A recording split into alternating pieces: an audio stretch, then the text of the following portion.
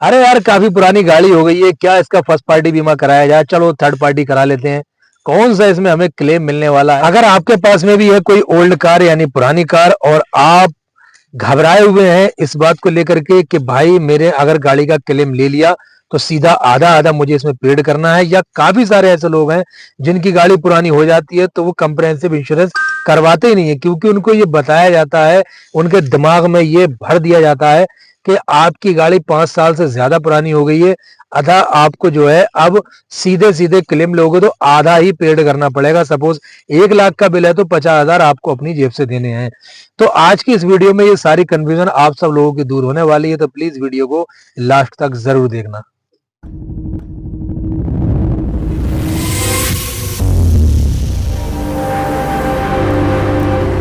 Welcome back my channel. जैसा कि आपको मालूम ही है, अपने इस चैनल पर मैक्सिमम वीडियो जो आते हैं ऑटोमोबाइल सेक्टर से रिलेटेड मिलते हैं आपको। आज की इस वीडियो में हम बात करने वाले हैं कि 9 साल पुरानी गाड़ी में कितना आपको क्लेम मिलेगा।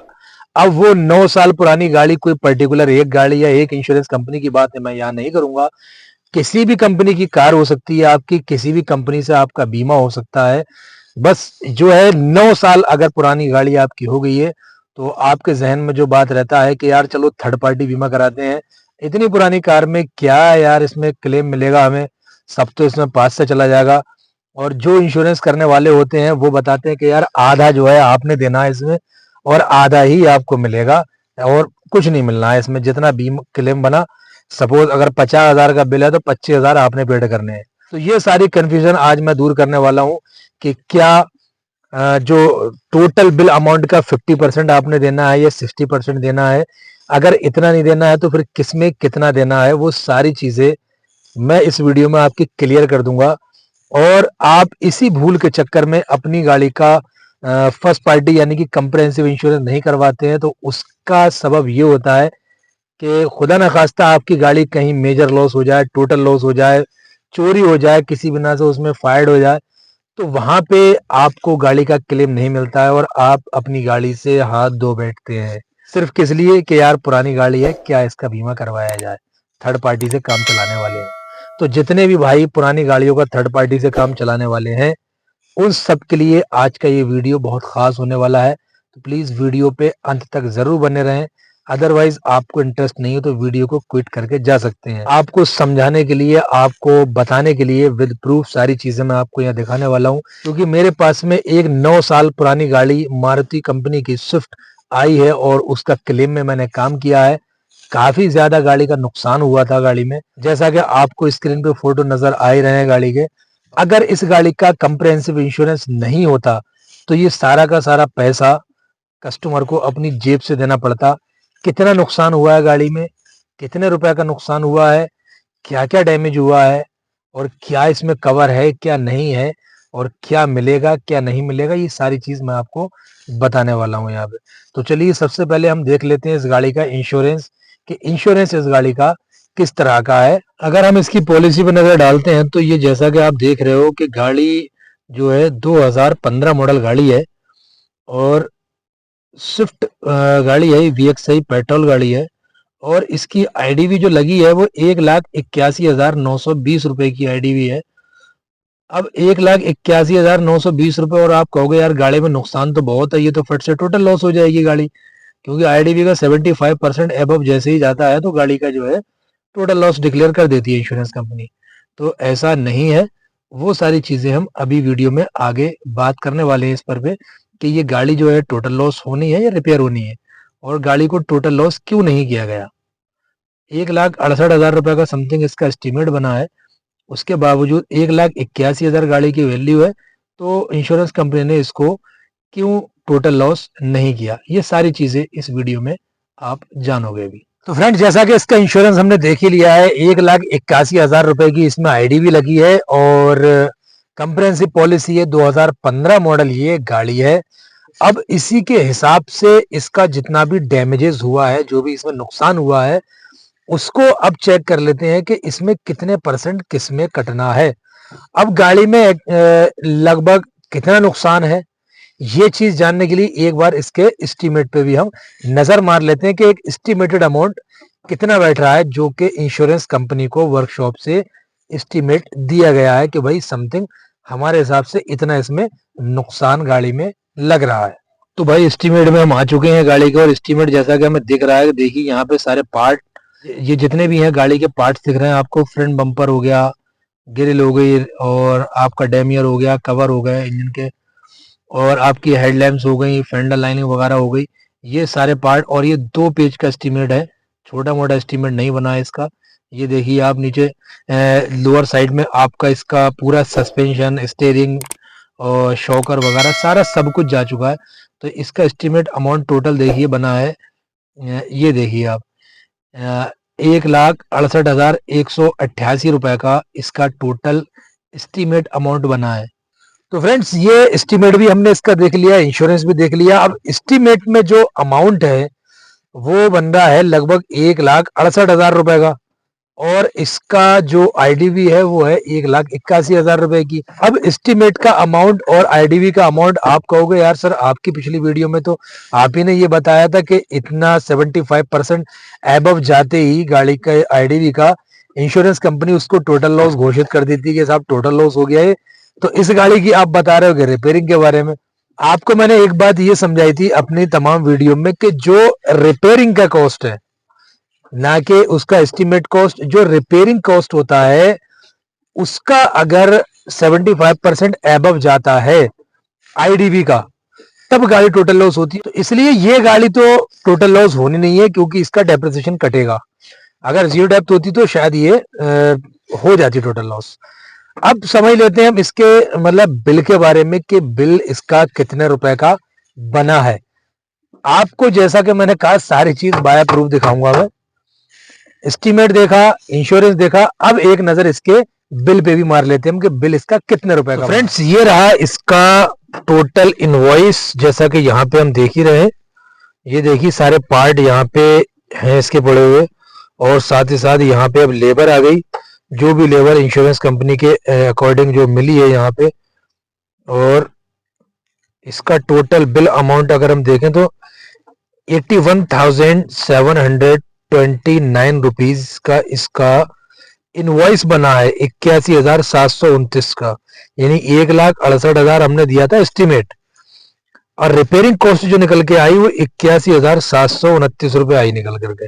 अब इसमें ये समझ लेते हैं हम, जैसा कि ये पार्ट इसमें है दिया हुआ, जैसा कि आप देख रहे हो यहाँ पे, ये देखिए आप calliper assembly, stabiliser joint, wheel rim, front hood, ठीक है, हुड हिंज हो गया, ग्रिल हो गया, बम्पर होल्डर हो गए, फॉग लैम्प बेजल हो गया, गार्निश फॉग लैम्प हो गई, फेंडर लाइनिंग हो गई, और आपका ये इंजन कवर हो गए, बम्पर लोअर कवर हो गया, इंजन माउंटिंग हो गई, और हेडलाइट हो गए, फॉग लैम्प हो गए, शॉकर हो गया, एक्सल, सस्पेंशन फ्रेम असेंबली हो गई, और सस्पेंशन आर्म हो गया, स्टीयरिंग रैक हो गया। इस तरह से जितना भी इसका सामान जो डैमेज था वो सब हमने इसमें चेंज किया। साथ ही इसकी ये कंप्लीट ये लेबर हो गई, जो आप ये देख रहे हैं 99815, ये जहां जहां लिखा है ये देखिए, बम्पर रिप्लेस, बम्पर पेंटिंग, ठीक है, ये सारा जो है सारी टोटल लेबर हो गई। पार्ट और टोटल लेबर मिलाकर के 81,729 रुपए का इसका इनवॉइस बना है। तो इसका एस्टीमेट कितना था? 1,68,000 रुपए का, और इनवॉइस बना इसका कुल 81,729 रुपए का। अब इसमें से 81,729 रुपए में से कितना कटना है, किस किस में कटना है, ये चीज हमने जानना है। अब जहन में क्या होता है बंदे के कि 81,000 रुपए का अगर बिल है तो यहाँ पे डायरेक्टली 81,000 का 50% होना है, ऐसा नहीं है। यही कंफ्यूजन दूर करने के लिए आपके लिए मैंने ये वीडियो बनाया है कि ऐसा नहीं कि सीधा सीधा आधा हो गया, 81 का आधा, ऐसा नहीं 40,500 रुपए हुआ, ऐसा नहीं है। मैं आपको बता दूं पहले क्लियर, जितना इसमें लगा है पार्ट, यानी कि जितना भी हमने इसमें पार्ट चेंज किया है उसका हो गया 50% आपका, यानी कि सीधा 50% हो गया इसके पार्ट का। और जो कंज्यूमर पार्ट्स हैं जैसे नट बोल्ट क्लिप वार्शल, और लिक्विड में आपका वो चाहे स्टीयरिंग ऑयल हो गया या फिर जो है कूलेंट हो गया, इंजन ऑयल हो गया, ये सारी चीजें nut bolt clip washer stay bumper holder, ये सब कंज्यूमर पार्ट हो गए। इसका 110% या इसका 100% देना है कस्टमर ने, यानी कि आपकी जेब से जाएगा। और प्लस जितना पार्ट चेंज हुआ है वो चाहे आपका लोहे का सामान हो, मेटल हो या फाइबर हो, दोनों का 50% इसमें आपको देना होगा। अब बात आ जाती है लेबर चार्जेस पे। तो पार्ट का तो सपोज इसमें 21,000 में मान के चलिए, अगर 50,000 रुपए का पार्ट है तो 50,000 में से लगभग जो है 1500-1600 रुपए ऐसे है जो आपको 100% पेड करने हैं। और बाकी का जो बचा मान लीजिए 48,000, तो 48,000 में से आपको 24,000 रुपए वो देने हैं, यानी 24 दो 26,000 यहाँ पे आपने देने हैं। अब बाकी की 30,000 रुपए की अगर लेबर जो बच रही है हमारी 30-31,000 रुपए की, तो उसमें आपको उसका आधा नहीं देना है। अब लेबर में जो ओपनिंग फिटिंग हो गई और डेंटिंग हो गई, उसका आपको कुछ भी नहीं देना है गाइस, कुछ भी नहीं देना है उसमें। वो पूरा का पूरा इंश्योरेंस कंपनी पेड करती है। लेकिन जो पेंटिंग का चार्ज है, जो पेंट करते हैं, जो पेंटिंग के चार्ज लगाए जाते हैं कि पैनल पेंटिंग इतने रुपए, बम्पर पेंटिंग इतने रुपए, फ्रंट हुड पेंटिंग इतने रुपए, उस पेंटिंग अमाउंट का 12.5% यानी कि 12.5% ही आपको पेड करना है। यानी कि मान लीजिए अगर 10,000 रुपए की पेंटिंग हो रही है तो 10,000 रुपए का अगर 12.5% आप निकालते हैं तो वो लगभग 12 10 120, वही 1250 रुपए लगभग आपको देने हैं 10,000 में से। कितना बड़ा फर्क आया। और जो लेबर बची ओपनिंग फिटिंग डेंटिंग की, उसका रिपेयरिंग की, उसका आपने कुछ नहीं देना है, वो पूरा पूरा कंपनी देगी। और प्लस यहीं पे इस गाड़ी का जो विंडशील्ड हमने चेंज किया, जो ग्लास चेंज हुआ, या किसी भी 9 साल पुरानी गाड़ी में जो ग्लास होता है विंडशील्ड, वो अगर कटेगा तो उसमें कुछ भी उसका माइनस नहीं होता है। विंडशील्ड ग्लास या डोर ग्लास या डिक्की ग्लास, ग्लासेस का 100% इंश्योरेंस कंपनी देती है। गाड़ी चाहे कितनी भी पुरानी हो, अगर आपकी कंप्रिहेंसिव पॉलिसी है तो वो 1 साल पुरानी हो या 5 साल पुरानी हो या 15 साल पुरानी हो, ग्लास का कोई भी डेप्रिसिएशन अमाउंट नहीं कटता है। अब रह गया इसका कंपलसरी एक्सेस क्लाउज, जिसे कहते हैं फाइल चार्ज। तो 1248 सीसी की गाड़ी है तो इसका फाइल चार्ज 1,000 रुपए है, कंपलसरी एक्सेस क्लाउज, जिसे कंपलसरी डिडक्टेबल अमाउंट भी कहा जाता है। तो 1,000 फाइल चार्ज, पार्ट्स का 50%, कंज्यूमर पार्ट 100% और सिर्फ पेंटिंग 12.5%, इतना आपको पेड करना है। मुझे लगता है कि मैंने जो बताया आपको शायद समझ आ गया होगा। फिर भी अगर कहीं कोई कंफ्यूजन रह गई है तो प्लीज मुझे आप कमेंट करके, या व्हाट्सएप का मेरा नंबर दिया है डिस्क्रिप्शन में, डायरेक्ट व्हाट्सएप पे आप मुझसे मालूम कर सकते हैं इसके बारे में। तो मैं और आपको एक्सप्लेन कर दूंगा जो समझ में नहीं आया है कुछ। तो फिलहाल जितनी भी बंदों की क्यूरीज थी, 8-9 साल पुरानी गाड़ियां जिन लोगों की थी और फोन और कॉल्स जिनके भी थे, वो सारी चीजें, उनकी समस्या का समाधान इस वीडियो में मैंने दे दिया है। जो बेवकूफ बनाया जाता है कि आधा आधा करके, वो आधे वाला मसला इसमें नहीं है कि साहब आधा आपको देना है, आधा आपको देना है। ये वीडियो आपको देख करके समझ आ गया होगा कि साहब इसमें जो है 100% आधा आधा नहीं देना है, किसी में पार्ट्स में देना है, किसी में नहीं देना है। लेबर में कहीं देना है, कहीं बिल्कुल नहीं देना है।